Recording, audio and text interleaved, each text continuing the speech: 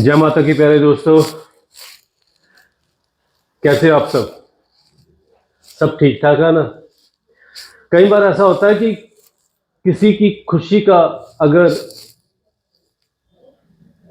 नापना हो तो कोई ऐसा पैमाना नहीं। आज मेरा एक दोस्त है पुराना, मेरे पास आया और आते ही कहने लगा बल्ले बल्ले बल्ले। मैंने कहा क्या हुआ भाई, क्या बल्ले बल्ले कर रहा है? कहता आपको पता नहीं, आपके भतीजे ने आईलेट्स कर ली है। मैं कहा अच्छा, तो फिर तो बस अब उसका वीजा लगवाकर उसको बाहर भेजना, कनाडा भेजना, कनाडा, क्योंकि उसकी दिल की ये तमन्ना है कि मैंने कनाडा जाना है और वहां पर जाके स्टडी करनी है।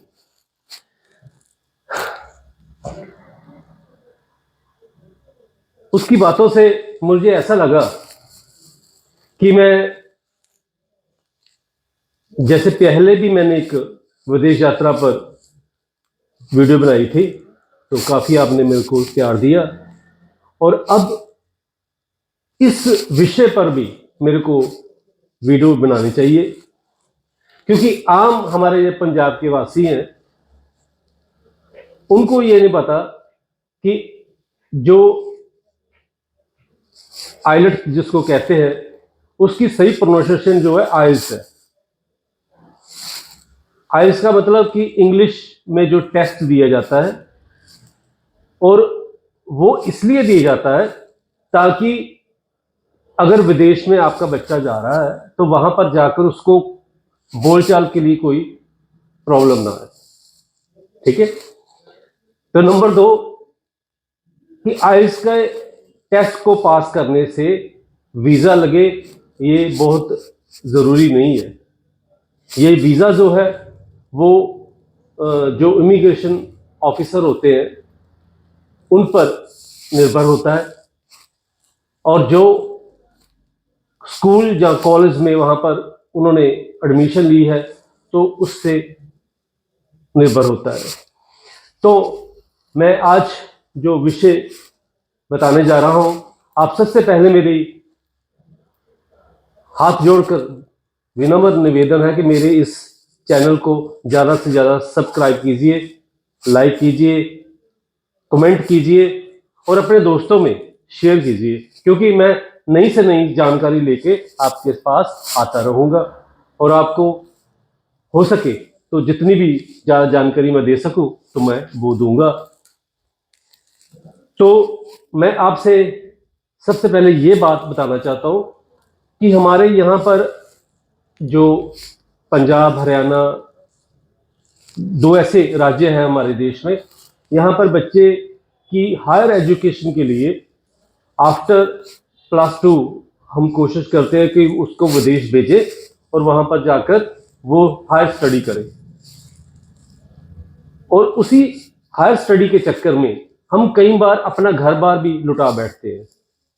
तो मैं आप सबको एक ये जानकारी देना चाहता हूं कि आइल्स करने के बाद सबसे जरूरी ये होता है कि हम जब किसी एजेंट के पास जाते हैं, जो ट्रैवल एजेंट होते हैं, उसको हम माध्यम बनाते हैं।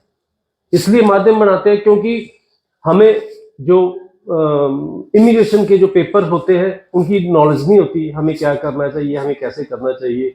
जहाँ हम यूनिवर्सिटी से सीधे कांटेक्ट नहीं करते, जबकि दुनिया की किसी भी यूनिवर्सिटी में अगर आपके बच्चे ने जाना है तो आप उनके डायरेक्ट आप उनको अप्लाई कर सकते हो, ये भी एक प्रावधान है।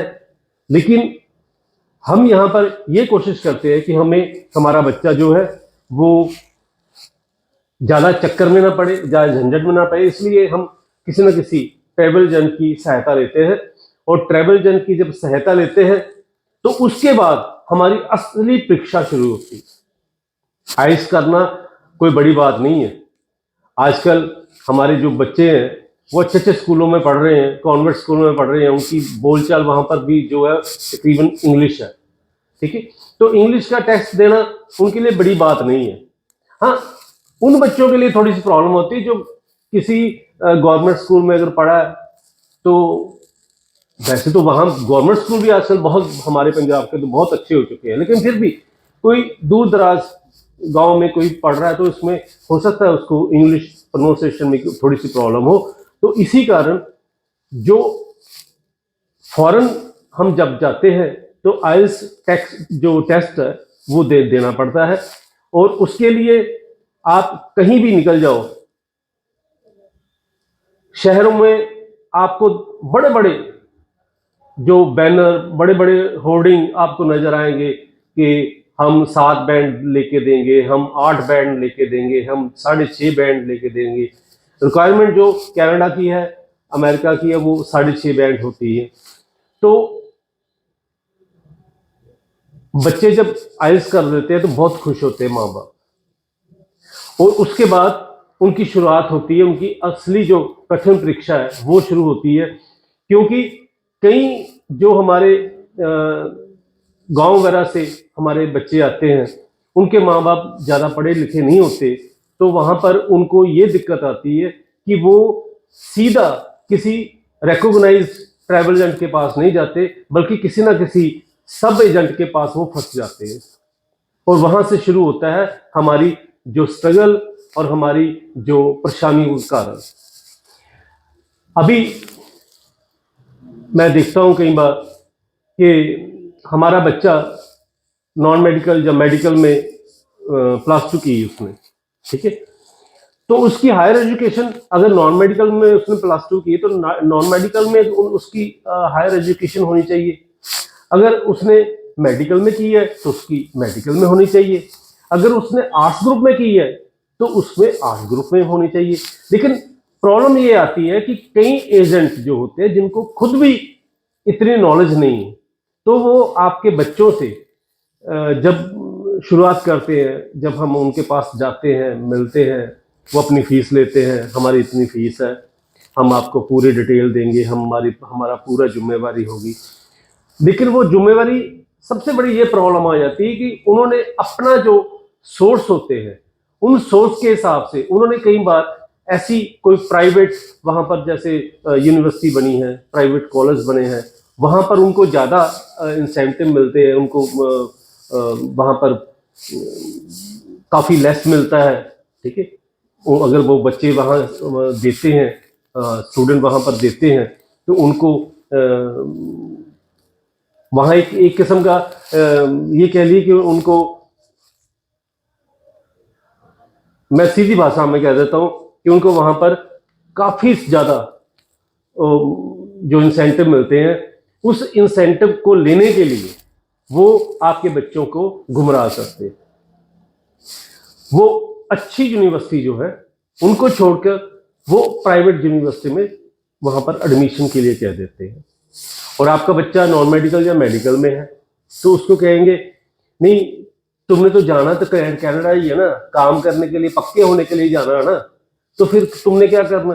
हम ऐसे करते हैं, तुम्हारा होटल मैनेजमेंट में तुम्हारी वहां पर एडमिशन दिला देते हैं, ठीक है, या टूरिज्म में हम तुम्हारी एडमिशन दिला देते हैं, या किसी और बिजनेस में आपको एडमिशन दिला देते हैं कि तुम्हारा इजी वीजा लग जाएगा।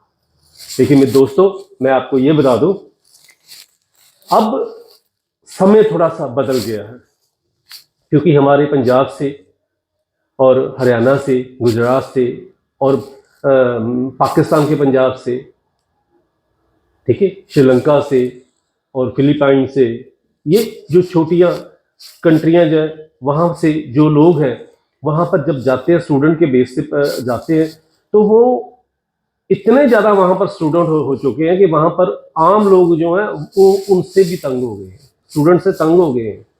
सच कह रहा हूं, ये मेरी पर्सनल, मैंने जाकर देखा है कि वहां पर बच्चों का क्या हाल है। लेकिन फिर भी हम चलो अच्छे भविष्य के लिए अपने बच्चों को बाहर भेजते हैं, भेजना भी चाहिए। हो सकता है आपके बच्चे में काबिलियत हो, लेकिन काबिलियत से पहले आपको ये जरूर देखना चाहिए कि आपकी सिटी में जो ट्रैवल एजेंट है, जो आपको विदेश में भेज रहा है, क्या वो गवर्नमेंट से रिकॉग्नाइज है, ठीक है। उसके बाद क्या उसका जो आपके बेटे ने स्टडी की है उसी के हिसाब से आपके बच्चे को वो सजेस्ट कर रहा है कि किसी और चक्कर में डाल रहा है। कई बार ये भी होता है कि आपने नॉन मेडिकल या मेडिकल में यहाँ +2 की है और आप बच्चे को किसी और सब्जेक्ट में लेके जा रहे हो, तो वहां पर रिफ्यूजल भी आ सकता है, ठीक है ना। वो कह सकते हैं भी तुम नॉन मेडिकल छोड़कर ये बिजनेस का क्यों शुरू कर रहे हो, ठीक है। अगर कॉमर्स है तो फिर तो कोई बात नहीं, अगर आपके बच्चे ने कॉमर्स में +2 की है तब कोई प्रॉब्लम नहीं, बिजनेस में जा सकते हैं, होटल मैनेजमेंट में जा सकते हैं। लेकिन जो सिविल इंजीनियरिंग करना चाहता है नॉन मेडिकल में, जहां जो मेडिकल करके डॉक्टर बनने के लिए हायर एजुकेशन जाना चाहता है, वो अगर बिजनेस में जाएगा तो वहां पर जो बैठे हुए हैं, जो काउंसलेट है, वो बेवकूफ नहीं है, वो रिफ्यूज कर सकते हैं। और जब रिफ्यूज कर देते हैं फिर उसके बाद क्या होता है, फिर आप उनके चक्कर लगाते हो, उसी ट्रैवल एजेंट के पास जाते हो कि कोई और सोर्स निकालो, तो फिर वो इनलीगल तरीके से भी आपके बच्चों को वो सजेस्ट करते हैं, जो बिल्कुल नहीं करना चाहिए।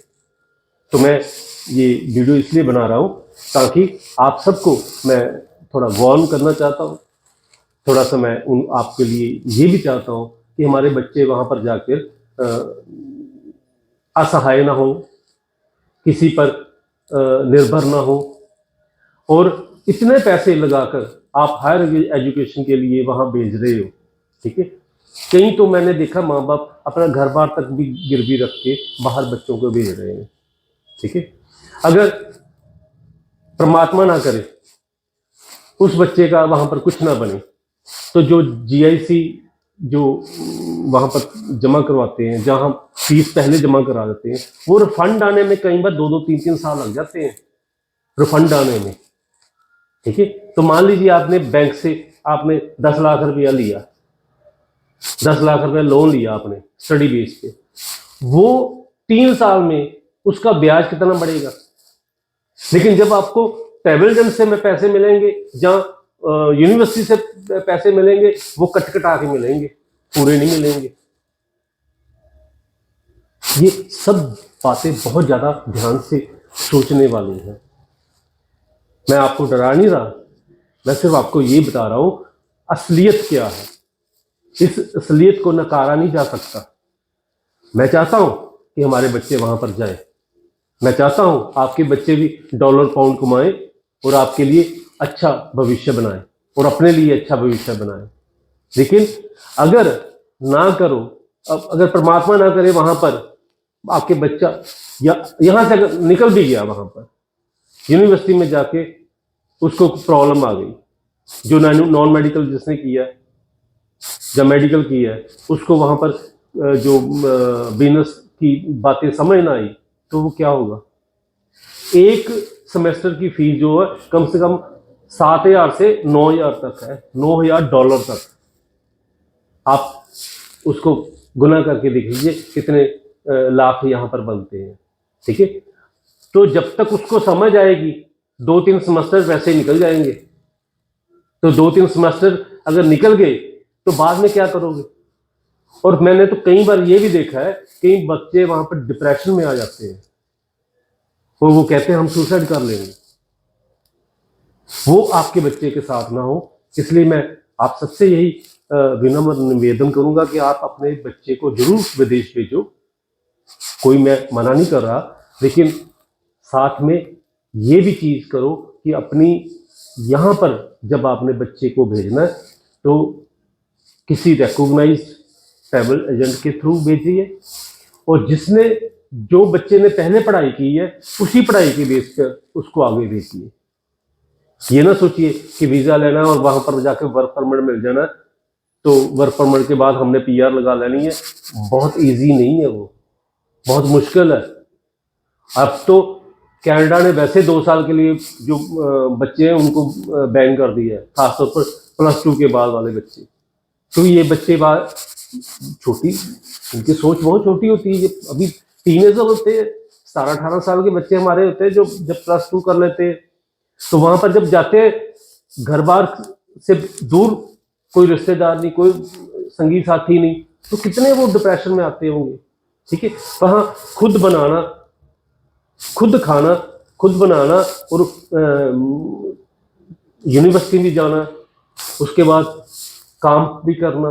कई बच्चों ने तो कभी जिंदगी में अपने घर में एक पानी का गिलास भी नहीं पकड़ा होता, तो वो वहां पर जाते हैं, काम करते हैं।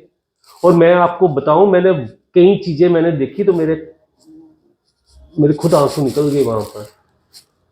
इतने इतने अच्छे हमारे खूबसूरत बच्चे जो हैं वहां पर इतने छोटे काम करते हैं। अगर हम उनको यहां पर कहे हैं ना कि ये काम करो, तो कभी नहीं करेंगे। वहां पर जाके सब कुछ करना पड़ता है।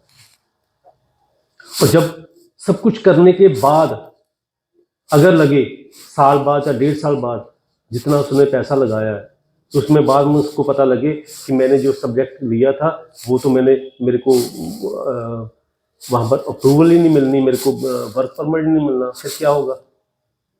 ठीक है, पीआर की तो बात दूर की बात है, कई बार अप्रूवल नहीं होता, जो वर्क परमिट अप्रूवल नहीं होता। तो ये सब कुछ मैं आपको, और एक और बात, वहां पर प्राइवेट यूनिवर्सिटियां बहुत बनी है, प्राइवेट कॉलेज बहुत बने हैं। वहां पर भी ये आपने देख लेना कि यहां पर बैठे हुए घर में आप चेक कर सकते हो, गूगल पर जाओ, आपको जिस एजेंट ने जिस भी यूनिवर्सिटी या कॉलेज के बारे में बताया, उसको आप उसकी रैंकिंग देखो, आप क्या है, उसका स्टेटस क्या है। उसके बाद अपने बच्चे को आप वहां पर भेजो। ये ना हो कि कोई एक कमरे में वहां पर कॉलेज बना के बैठा है, तो आप वहां पर बच्चे को भेज रहे, बाद में वो कहते हैं जाओ जाओ जो मर्जी काम करो, हमारी तरफ से छुट्टी है, लेकिन हमें इतने पैसे हर सेमेस्टर के चाहिए। बहुत कड़वी बातें हैं। मेरे को लगता है आप कई लोग मेरे को गालियां निकालोगे, क्योंकि मैं आज वो अपनी दिल की बात कह रहा हूं जो मैंने खुद भी सही है। मेरा खुद भी बेटा इसी तरह गया है, मेरा एक ही बेटा है, यहां पर मैं शहंशाह की तरह रहता हूं। ठीक है, तो वहां पर उस बच्चे ने जो कुछ सहा है बहुत मुश्किल है, मैं उसको बयान नहीं कर सकता, इसलिए मन की बातें आपको बता रहा हूं। मैं नहीं चाहता कि आप, ठीक है, मैंने पूरी अपने बच्चे की, वहां पर हर व्यक्ति करता है, पूरी हेल्प करता है, लेकिन कई बार हम हेल्पलेस भी होते हैं। जिस बच्चे को आपने लोन दे के भेजना है, उसकी और कैसे हेल्प करोगे आप। अगर मान लो 1 साल का वो जो हमने वहां पर 2 सेमेस्टर की फीस दी, जीआईसी जो होता है उसको हमने आजकल 10,600 है, तो वो भेज दिया। ठीक है, वो खत्म हो गया 1 साल में। उसके बाद दूसरे साल में 2 साल की या 3 साल की उसकी डिग्री है, तो 2 साल के वो पैसे कहाँ से लेगा अगर वो काम नहीं वहां पर करेगा। और अगर काम करेगा तो वो हो सकता है उसको और भी कई प्रॉब्लम आए। बहुत गहरी बातें हैं। विदेश जाना और सेटल होना बहुत मुश्किल है। विदेश की बात करो, हम यहाँ पर पंजाब में रहते हैं, अगर यहाँ पर कहीं महाराष्ट्र में या कर्नाटका में जाके या दिल्ली जाके रहना पड़े, तब भी हमें बहुत मुश्किल होती है। तो वहां पर जाना जहाँ पर तो बिना डॉलर की कोई बात ही नहीं करता, कोई संगी साथी नहीं, कोई रिश्ते नातेदार नहीं, वो लोग हमारे ही लोग हमें इस तरह से देखते हैं कि हम, वो जैसे कह रहे थे कि हमारी कंट्री है, तुम क्या करने आए हो। वो अपना वक्त भूल जाते हैं, वो अपना वक्त भूल जाते हैं कि वो कैसे वहां पर पहुंचे हैं। कोई डोंकी लगा के गया, कोई कुछ लगा के गया। हमारे बच्चे तो फिर भी लीगल जा रहे हैं, लेकिन वो सब कुछ भूल जाते हैं। लेकिन वो आपको ऐसे देखेंगे कि वहां पर कितना कितना रेंट है, पता आपको, आप सोच नहीं सकते एक एक रूम का रेंट कितना है। और वो भी 2 बच्चे या 3 बच्चे शेयर करेंगे, फिर उसके बाद उनको वहां पर पूरी पड़ती है। महंगाई हर तरफ है। भारत में अभी इतनी महंगाई नहीं जितनी वहां पर कनाडा, अमेरिका, इंग्लैंड और बाकी कंट्रियों में है। सच कह रहा हूं मैं, एक भी बात झूठ होगी ना तो आप चाहे मेरे नीचे कमेंट में चाहे जितनी मर्जी मेरे को गालियां निकालना, लेकिन सच कह रहा हूं, और सच बहुत कड़वा होता है। और सच सुनने की हिम्मत होनी चाहिए। और जो सच सुनेगा, मैं आपको आईना दिखा रहा हूं, आप आईने में देखोगे, अपनी शक्ल देखोगे, किसी और की नहीं देखोगे। लेकिन अपनी शक्ल देखने के पहले ये सोच लो कि आप अपने बच्चे को कहीं ये तो नहीं अपने हाथों ही मौत के मुंह में भेज रहे हो। बहुत बड़ी बात कह दी मैंने ये। उज्जवल भविष्य और ये चीज बहुत मुश्किल होती है।